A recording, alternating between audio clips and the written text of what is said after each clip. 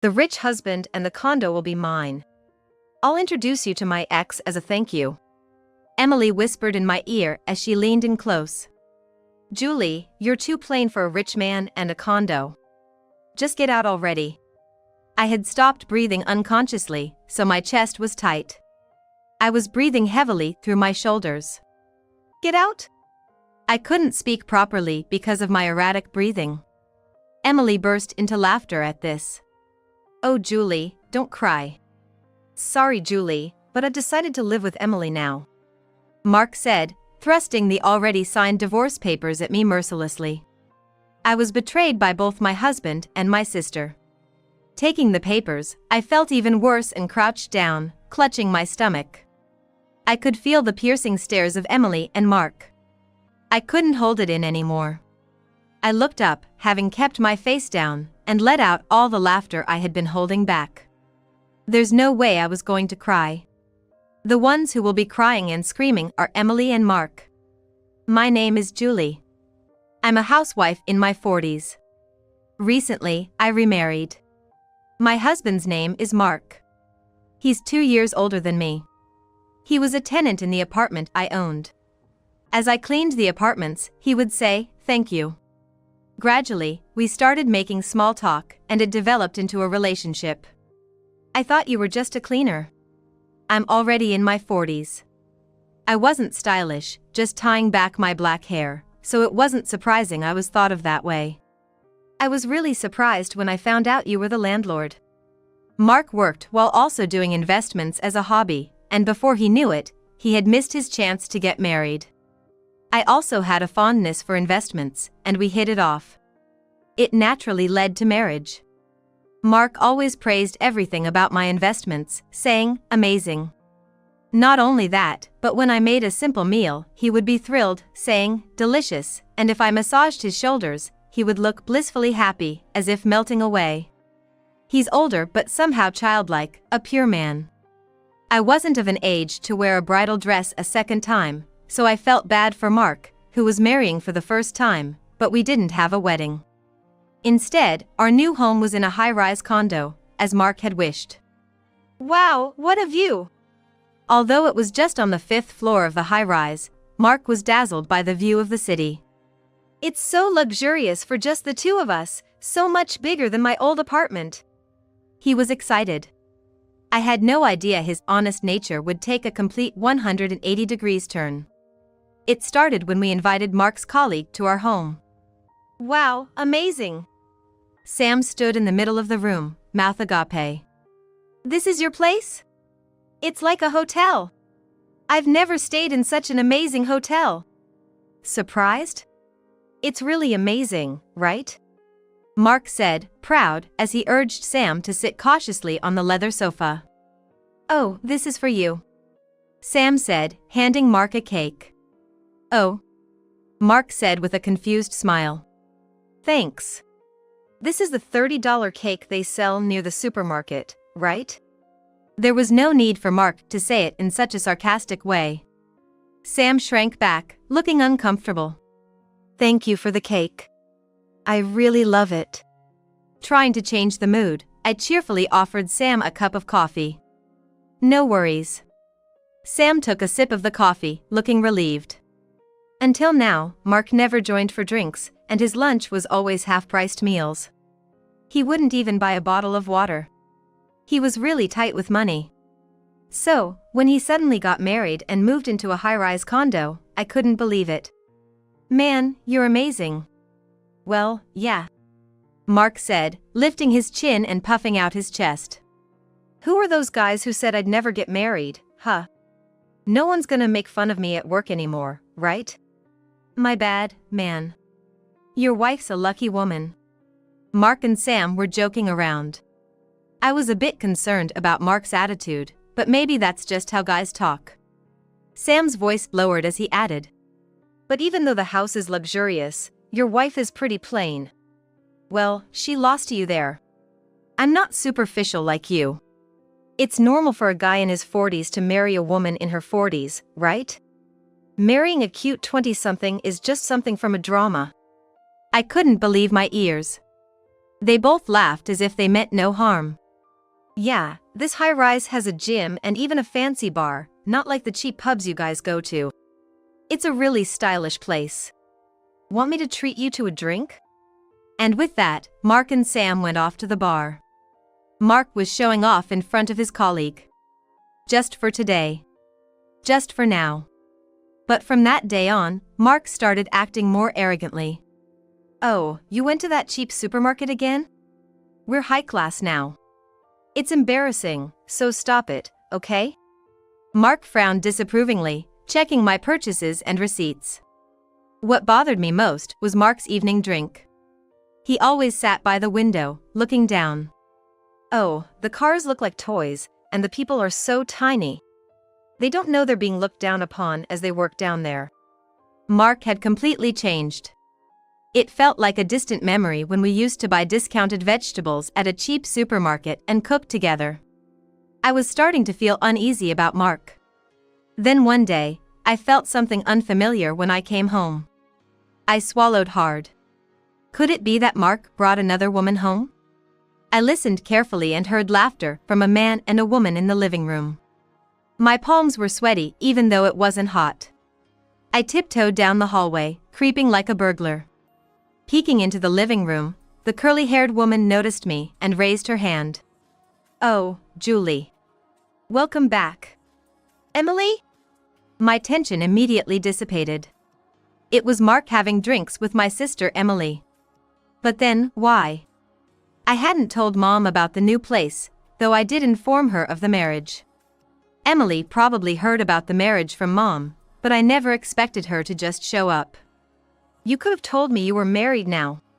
I am your big sis, after all. Let me celebrate your marriage, at least. Emily, already drunk, leaned on Mark's shoulder. Apparently, Mark had told my mom about our new place during the wedding greetings. I really didn't want to. I had even told Mark beforehand that my relationship with my family wasn't great. But of course, if your spouse's mother asks where you're living, you'd naturally answer. However, my mom's question wasn't just small talk. She probably just wanted something to look down on me for. They must have laughed behind my back, thinking the story of US living in a high-rise was a big lie. Wow, I'm surprised. I can't believe you actually live in a high-rise. It's so luxurious and spacious, totally different from our old family home. Well, yeah. This is high-rise quality. Lucky you, Julie. I'm so jealous. All the while, Emily was touching Mark's arm and thigh excessively. Mark's face lit up with every touch. Julie really moved up in the world from being a fast food wife, huh? Mark, looking smug, suddenly tilted his head. Huh? Mark, didn't you know? Julie's ex-husband used to work at a fast food place. She used to go there a lot. It's kind of funny, meeting like that when you're not in high school, right? A fast food place, huh? I can't believe you married a guy with such a high schooler job. Your ex-husband was like a freeloader, wasn't he? Totally. Mom and I were so worried, we were against the marriage. But you were all, I love him. I'm gonna marry him, like some tragic heroine. You just went off and married without telling anyone. Emily and Mark laughed heartily as they drank their beer. Hearing them mock my ex-husband, Joshua, made my head feel like it was being squeezed. I wanted to stop the conversation right away, but I couldn't move. Then, after about 5 or 6 years of marriage, your husband suddenly passed away. Straight to heaven. Poor Julie, really. You didn't listen to our advice, married some weird guy, and look what happened. At that moment, I raised my right hand high. Emily screamed, snapping me back to reality. My hand was trembling above Emily's head. Hey! You were about to hit me, weren't you? Emily's eyes widened in shock, then she blinked slowly. Suddenly, she seemed weak and leaned heavily on Mark's shoulder. It was scary. The whiny tone in her voice sent shivers down my spine. Julie! What were you about to do to your own family? Mark yelled at me, and I clenched my trembling hand. I'm sorry, but Emily was. Shut up. Are you trying to make excuses after making your sister cry? I thought you were a kind woman. I'm disappointed. Emily's sobbing mouth revealed her white teeth. Her overly red lips, certainly laughing, were visible. Mark gently stroked her stiff, curly hair. Oblivious to her laughter, enveloping her in kindness. But they were speaking ill of Joshua. What? Do you still have feelings for your ex-husband? Mark wouldn't listen to me. That was the moment a complete rift formed between us. It's always been like this. My family looks down on me and makes me a laughing stock. That's why I wanted to keep my distance. Ever since we were young, everyone favored Emily for her good looks, including Mom and our late father. In contrast, Mom often told me, "Don't worry, you can get cosmetic surgery when you're older." While Emily enjoyed a fashionable student life with boyfriends, I devoted myself to studying. I did it because Mom praised me when I scored 100 on tests. But after a while, 100 became the expected score, and I'd get scolded for missing even 1 point. Julie's studying hard, that's great. I'm so proud of my smart sister. She's studying for her future cosmetic surgery costs, you know. I even brag about it to my friends. Emily, not academically inclined but glamorous, often ridiculed me. Do I still have to be laughed at by my family, even as an adult? Not even allowed to defend my late husband, Joshua. Worse, Mark joined in the laughter and blamed me. It was unbearable. A week has passed since then, and our relationship remains strained. Mark, who loved living in the high-rise, has been coming home late. He must not want to see me. Mark avoids our bedroom and listlessly retreats to another room. In this spacious house, we hardly feel each other's presence. It feels like the emotional distance is growing. I can't let this continue. With that resolve, the next day, I bravely approached Mark when he returned from work. Mark, it's cold today. Would you like to have a stew together? Mark, about to head to his room, glanced briefly at the dining table. Steam rose from the earthenware pot, filling the air with a gentle broth aroma. Ha! His response was cold. I don't want to eat something so common. If you want to cheer me up, you should serve caviar or foie gras. Mark, who'd never even eaten those things, shrugged in disgust. Then he looked me up and down, letting out a big sigh. Not you. My mistake. With that, Mark disappeared into his room. Mistake. The meaning of those words would soon become painfully clear. Welcome home. One day, when I got home, Emily greeted me at the entrance. She was unusually cheerful, smiling broadly. Behind her, Mark was grinning, scratching his head. Emily and Mark looked happy, embarrassed, as if they had something to say but couldn't quite start. What's going on? Were you guys drinking and bad-mouthing me and Joshua again? No, that's just your paranoia. As I tried to enter my room, Emily said, "Oh, wait," stopping me. Sorry, but could you not enter this house anymore? What? Well, you know, right, Mark? Yeah. Emily, you say it. Emily and Mark were like a shy new couple. Well, you see, we've fallen in love with each other. Huh? In response to Emily's foot-stomping excitement, I could only offer a deflated reply. Emily is not a high school girl. She's a woman in her 40s with laugh lines. Somehow, I'm the one who feels embarrassed. Julie, you still love your ex, don't you? I was hurt. So, it's only natural for Emily to change her heart, right? Huh? I nodded, but I couldn't comprehend. Really sorry, Julie. Emily's apology lacked any sincerity. She put her hands together in front of her chest, pouted her lips, and tilted her head. She leaned in close and whispered in my ear. I'll take the rich husband and the condo. As a thank you, I'll introduce you to my ex. Her breath smelled like strong toilet freshener, giving me a headache. Her red lips barely touched my ear, causing goosebumps. It's okay, Julie. Don't worry. That ex is also a part-timer. You like those useless men, right? Plain Julie doesn't suit a rich husband or a condo. Just get out already." With a foul breath, Emily finally stepped back from me. I was completely frozen. Emily crossed her arms and puffed out her chest with satisfaction. "Get out?" I had unconsciously stopped breathing, so my chest was tight. I was gasping for breath through my shoulders. My breathing was erratic, and I couldn't speak properly. Emily burst into laughter at my state. "Oh, Julie, don't cry." Poor Julie. "Sorry, Julie. But I've decided to live with Emily now," Mark said, mercilessly thrusting the completed divorce papers at me. Taking them, I felt even more distressed, clutching my stomach and crouching down. I could painfully feel the gazes of Emily and Mark. I couldn't hold back anymore. I looked up, having kept my face down, and let out all the laughter I had been suppressing. "What have you been saying? Why do I have to leave?"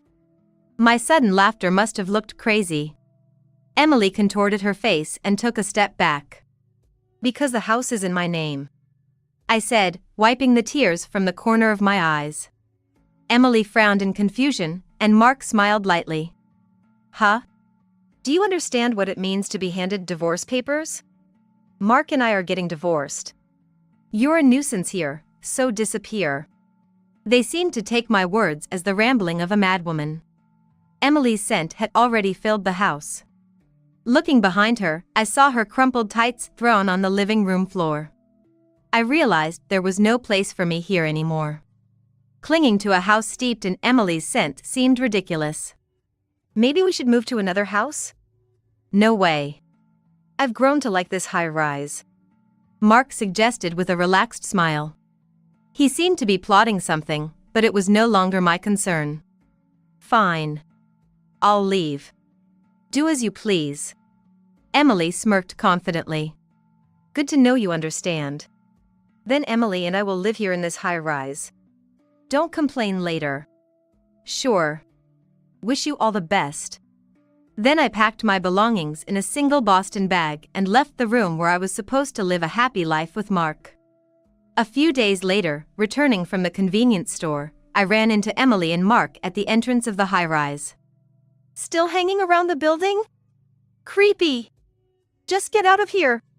"Oh, don't tell me you have nowhere to go and are sleeping in this entrance? That's so sad. A homeless person in the entrance of a luxury high-rise? Give me a break." Emily and Mark made wild guesses and pitted me. I ignored them and headed for the elevator. "What? Want to get your stuff? No way. If plain and poor-looking Julie enters the apartment, it'll get all dirty. I'll send your stuff in cash on delivery to your place." "Where should I send it? A park or maybe a station?" As I walked briskly, Emily and Mark followed me like goldfish poop. I was about to press the elevator button when Mark hastily stopped me. "Hey, Julie, that's the elevator for the upper floors.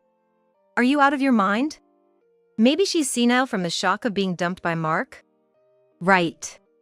Good thing we left the senile old lady. I don't want to deal with caregiving." Ignoring them, I pressed the elevator button.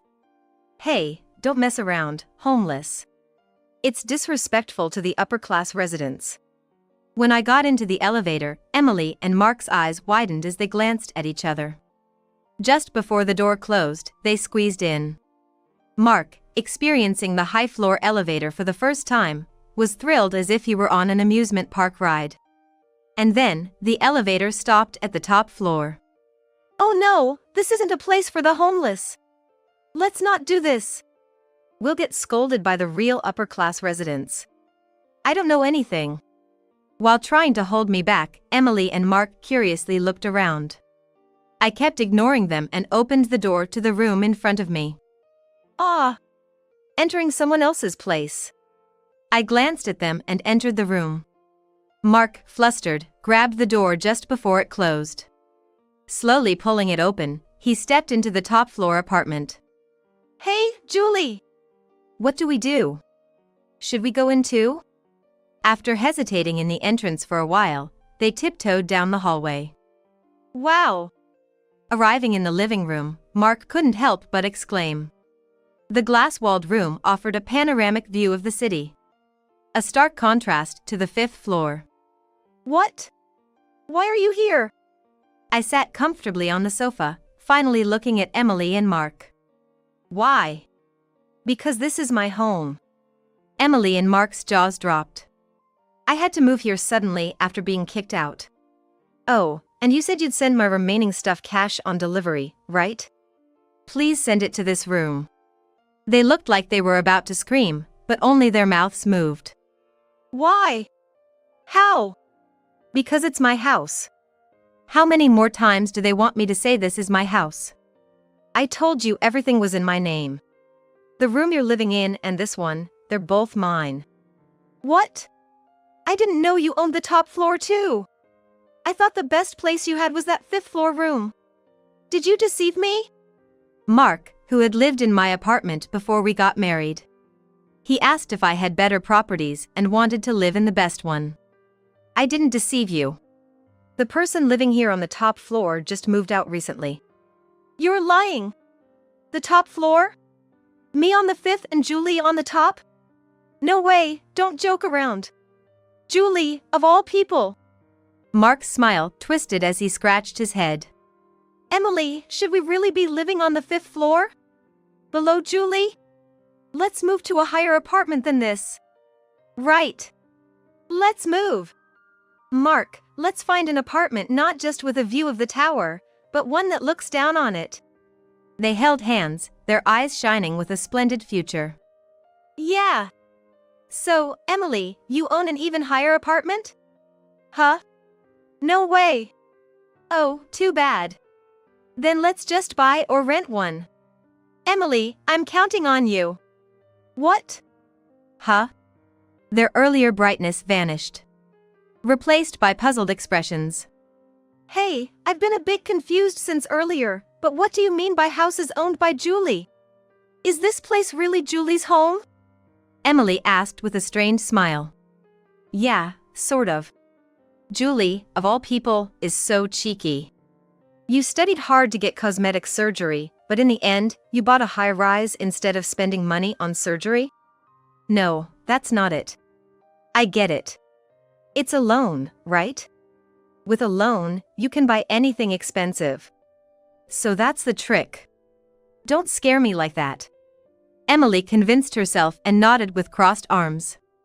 But you can't beat Mark, right? He owns a few apartments on the 2nd and 3rd floors of this high-rise, and he has lots of other lands and apartments. Julie, you're out of his league. Mark looked away guiltily, closing his mouth. But those are mine too. After all, I own this entire high-rise. Huh? But Mark said they were his. Emily's pleading gaze turned to Mark. Emily expected a confident Mark, but the real Mark's face was pale and contorted. Mark, Julie is lying, right? Well, it's like ours, as a married couple. Mark mumbled, and I clarified for him. It seems Mark bragged to Emily about properties in my name as if they were his own. Pathetic man. No, that's a lie. The one who lied is Mark. Emily collapsed on the spot, shocked. Julie, of all people, this is a lie. An uneasy Mark, with a strange smile, apologized, sorry. His straightforward apology didn't seem to reach the dazed Emily. Unable to stand the heavy atmosphere, Mark started to laugh nervously. Sorry. I don't own anything. But my feelings for Emily are real. I'll always support Emily by her side. Mark! Emily's cheeks turned slightly red. Love over money? No way, that can't be true. So, Emily, how much do you own? What? Own what? Like, land or condo? Huh? I don't own anything like that. Why? Emily and Mark looked confused, raising and lowering their eyebrows with pitiful faces. Emily, you were more loved by your parents than Julie, so you should have been favored, right? What happened to the apartments you inherited from your father? Inheritance? What are you talking about? Don't tell me you lost all the apartments you received? What are you talking about? Emily screamed, and they both fell silent. They made funny faces at each other, opening their eyes wide, pursing their lips, and baring their teeth, as if in a staring contest. I lost this staring contest. Mark, you misunderstood. I do own many places and lands, but it's indeed from inheritance, not from studying hard. You can't buy 1 or 2 high-rises just by studying. But the inheritance wasn't from my father. Emily and Mark swallowed hard, shocked by their misunderstanding. I inherited them from Joshua. Emily looked baffled for a moment, but then burst into laughter. Joshua, the fast food guy? Yeah. But not a part-timer. I had explained this to my family when I decided to marry Joshua. It's true we met at a fast food place, but Joshua was not an employee there. He was the landowner of the fast food place. It's baffling how they twisted it to make him out as an employee. No matter how much I corrected them, they laughed and said, "Yeah, still working part-time at your age." Joshua came from a family of wealthy landowners for generations. I explained plainly, causing Emily's eyes to nearly pop out. He was rich enough to live leisurely without working at a fast food place. In reality, Joshua was serious about his work, and I didn't quit my job just because I married him. We didn't live leisurely, and that's why the fortune was preserved.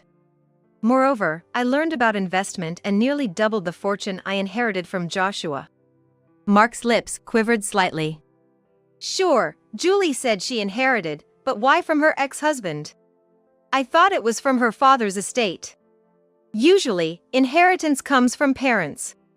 That's why I thought Emily, being more loved, would have a much larger fortune. If both are rich, it's natural to choose the better-looking Emily over plain Julie. You tricked me, Mark accused weakly. I had indeed told Mark about inheriting from my late husband. Why do people who make assumptions have the wildest imaginations? I didn't know that. I wasn't told. I hadn't bragged about being rich, but I had repeatedly insisted that Joshua wasn't a part-timer.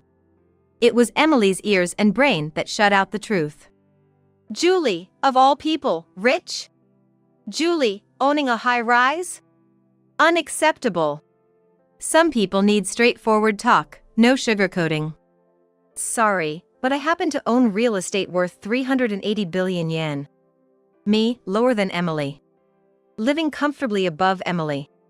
Emily, for some reason, covered her head with both hands and slumped to the floor. No words came out, but tears of frustration overflowed. I walked to the window and looked outside. Want to see the view, Mark? It's quite different from the 5th floor. A view you'll never see again in your life, so take a good look. Mark staggered over to me and, unbelievably, put his arm around my shoulder. Sorry. My bad. I was swayed by Emily because she seemed to have a lot of money. Think about it. Would I really like someone flashy like Emily? Mark turned his gaze to the vast view outside the large window. People look like toys. No, they're just trash. I gently placed my hand over Mark's on my shoulder. Then, Mark grasped my hand and smiled tenderly. Julie, I love you. Mark, I don't love you. Huh? I roughly shook off Mark's hand. A man who cheats on his newlywed wife for an affair is indeed trash. By the way, the divorce papers you unilaterally handed me that day have already been submitted. Enjoyed the top floor view? Trash should return to its place. Time to go back down. With that, Mark, making his most handsome face, froze solid. Later, Emily and Mark continued to live on the 5th floor of the high-rise. Considering how much Mark ridiculed Emily, they were obviously not living happily ever after. They just refused to give up their place. One day, they were clearly lying in wait for me at the entrance. Spotting me, they clumsily rushed over. Julie! Finally found you! Hey, what's this about? I didn't need to see the paper they showed to know what it was about. It's the rent bill. It's written in English, so you can read it, right? Why? You're trying to take money from us? Of course. Why would you think you can live here for free? Calmly answering, Emily approached. That's cold. We're family, right? You can kick out this trash man, but I, as a family, have the right to live here for free. No. Forgot what you did. Stealing your sister's husband, breaking up a family, and you talk about family? I have no family. Emily weakly muttered Julie. I was jealous of happy Julie. Really, I'm in big trouble. Emily burst into tears, her voice breaking as she recounted her hardships. My ex was generous even though he was just a part-timer. When I asked, he was smart with credit cards. You know? With revolving credit, you can spend $2,000 one month and pay only $200 the next. It's a good deal, right? But then, Emily sniffled in frustration. Before I knew it, I was paying for my ex's shopping too, and when I reached my credit limit, he dumped me. Don't you think that's sad? I'm broke, and now you want me to keep living in this high-rise? And she was planning to introduce this ex to me. Yes, he dumped me. But it's okay. You still have Mark, right? Maybe your ex and Mark are similar, both equally worthless. I heard Mark was into investing, but he only ever asked about my affairs and never shared details. Well, it makes sense. He couldn't say he was blowing most of his salary on betting on horses. Just because you have money doesn't mean you dress flashy. Joshua and I never wasted money and were very modest. I thought Mark was the same before we got married. He didn't talk much about himself, seemed humble and kind. I was mistaken. When things were strained between Mark and me, I almost fainted when I found a pocket full of betting tickets. Enjoy your life with the Mark you stole from me. Oh, and by the way, the rent is due tomorrow. Don't forget to pay it. That's impossible. If you can't pay, you'll have to leave. Despite my logical response, Emily wailed, but we're family, and Mark, professing his love for me, clung to my feet. This high-rise felt more like a daycare than a luxury apartment. It wasn't my job to discipline these brats. Eventually, Emily and Mark couldn't keep living in the high-rise and had to leave. I've moved out too, so I don't have to worry about being ambushed by them anymore. The top floor of the high-rise was lovely, but it just didn't feel like me. What a nice view today. I leaned over the balcony on the second floor. Before me, the sea stretched out as far as the eye could see. My previous urban life felt like being swallowed by a sea of dark buildings. Now, living away from the city, I've changed both my home and my job, starting a new life. The neighbors share their vegetables and seafood with me. There's a senior colleague at work I get along with. Life doesn't always need parents, siblings, or a spouse. It's enough to spend time with people you like. Even without a family, I am perfectly happy on my own. Joshua loved the sea too, I remember. I am a free-spirited singleton. Yet, in my heart, there's always Joshua with his smiling face. I've realized that I'm alone, but not lonely.